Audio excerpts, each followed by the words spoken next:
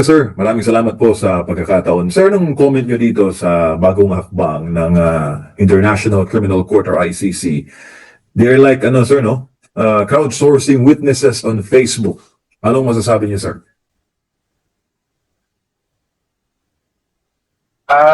Yung nakita ko na post, is actually the ICC Office of the Prosecutor. So hindi mismo yung korte, but the Office of the Prosecutor.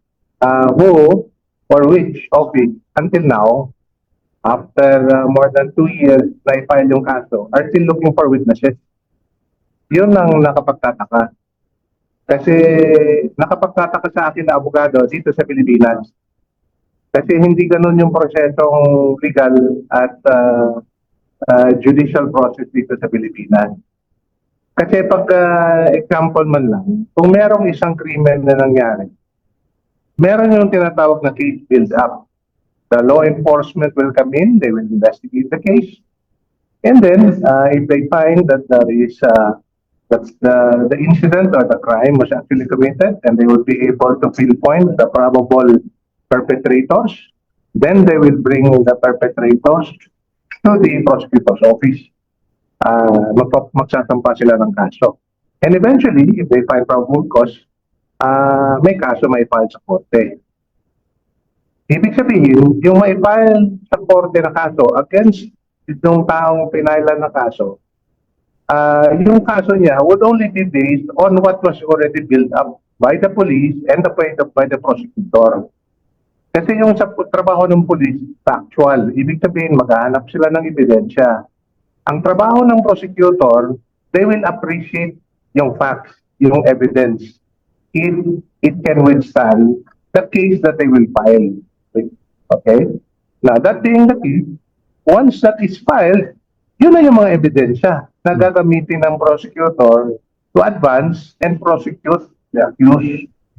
Dito, sa ICC, iba. Nag-file sila ng kaso based on yung Office of the Prosecutor, nag-file ng kaso sa ICC, ibig sabihin sa korte, based on some allegations. Allegations of extrajudicial, so-called extrajudicial killing during the time when he was mayor and then later on was president. Na-file yan. And in fact, according to them, may warrant of arrest. And that's the reason why that was the basis of, although wrongly implemented, that was the basis of General Torre and his team to arrest and bring the former president to the Hague. Kung ganun man na meron na silang kaso, yung kung ano man yung ebidensya nila na na-file na sa korte, yun na yung gagamitin nila sa korte. Kaya itong mga post na ito, nakapagtataka. In fact, I saw an earlier post last month na meron sila mga tinatawag na application to be witnesses. Kaya napakamot ako sa ulo. Sabi ko, wala pa pala silang testigo o kung meron man, kulang na kulang. Napaisip ako doon sa 30,000 killings na sinabi ng Rappler. Saan ba yun?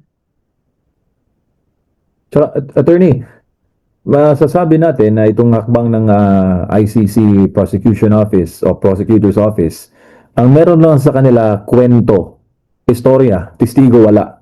Sir? It would appear that way kung yun ang pakay o yung purpose why they posted that in their official Facebook page. Kasi nga, naghahanap pa sila ng testigo hanggang ngayon. It would appear to be that way. Kasi kung meron na nga silang mga testigo, kasi nga, nag-file na sila ng kaso on the basis of which the court issued a warrant, edi, ituloy na nila yung kaso based on what they already had and based on what they already filed with the ICC. Yun ang nakapagtataka na hanggang ngayon, naghahanap pa ng testigo. Sir, hindi ka nagtataka na yung hinahanap na yung pinapanawagan na na mag-testify, ang scope po na sinabi yung sinasabing violence on the war on drugs, ang scope po ay 2011 hanggang November 2011 until March 2019. 2011 hindi naman siya presidente noon, sir. Opo. yung initial list kasi ng mga allegation doon sa warrant, lumalabas na mayroong mga allegation doon of alleged extrajudicial killing while he was still mayor. Hmm.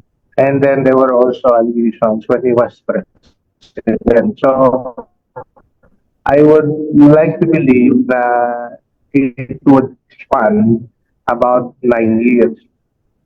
But despite that, yun nga, over the lapse of so many years now, and with the alleged tens of thousands of incidents, bakit walang pumipresenta at wala pa rin silang makitang testigo. Sir, in the light of the So, yun lang po ang nakikita ko rito na Opo. Sir, in the light of these recent developments, anong mensahe po ninyo sa Apo. mga suporta ni former President Duterte to the family and sa lahat ng sambayan ng Pilipino na hayagan po binabash itong naging hakbang na ito ng ICC Prosecutor's Office, no? At sinasabi talaga ng netizens na wala pala kayong testigo, wala pala kayong ebidensya maharap, dapat pauwi na ang former president sa Pilipinas. Sir.